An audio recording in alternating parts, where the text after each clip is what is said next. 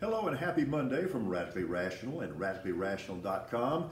I hope you all had a wonderful Father's Day weekend. I will say that I read as many of your tributes to your dads as I possibly could on social media, and I think this was a year when we had some unusual depth in Father's Day. I very much appreciated your posts, and I revere and honor your dads. Okay, we'll start on the sports side today. That wasn't as much the U.S. Open as it was the Boston Marathon. Man, that was hard. What thrilling competition that was. In this Boston Marathon, it was finally Matt Fitzpatrick who conquered Heartbreak Hill and was the last man standing. All respect. Longhorns. That's kind of a quick trip, don't you think? You got carved into Omaha steaks. And as for the NFL, we are now in officially the dead zone of the annual calendar. There won't be much happening between now and the start of training camp unless your name is Deshaun Watson or maybe Baker Mayfield. I really enjoyed the Juneteenth musical celebration last night at the Hollywood Bowl. It was absolutely great. I'm never going to turn down an opportunity to see Shaka and Earth, Wind, and Fire. That was great. Today, a federal holiday. I hope you will celebrate it. I hope you will celebrate it enthusiastically because it warrants celebration. Okay, been trying to put this off, but I circled a date on the calendar. Saturday, June 18th, 2022. The day the GOP train officially left sanity. Officially left reality. I will tell you this, when my wife, who likes to kid me, when she tells me on Saturday and she starts reading platform planks from the GOP state convention, I first thought she was kidding.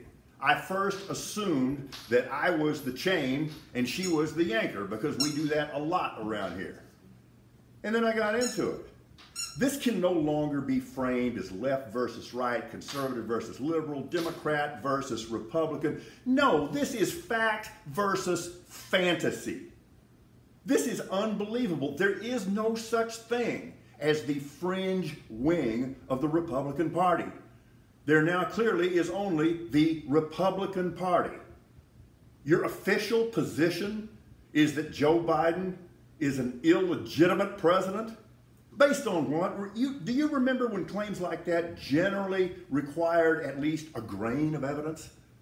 Been debunked by 63 courts, and if you bothered to watch the two hearings we've had so far on January 6th, if you watch, and of course you don't even expose yourself to this information, you just bray. The people involved have all stared straight into television cameras and said this was all bullshit. But you make that part of your official platform? Homosexuality is an abnormal lifestyle choice? Let me ask you a question, Rico Suave. When did you decide to be heterosexual? Now we're declaring war on pedestrians and cyclists, and we want to get rid of the Federal Reserve? That seems to be a little ill-timed, don't you think? We're going to teach pro-birthism in our public schools? Unbelievable.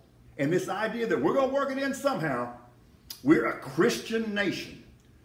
Did all of these folks have the mumps for a dozen straight years and miss grades 1 through 12?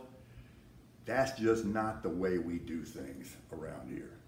So yeah, there is a calendar magneted to our refrigerator, and I have circled the day, Saturday, June 18th, 2022, the day that the Republican Party finally started its free fall toward the ash heap of history.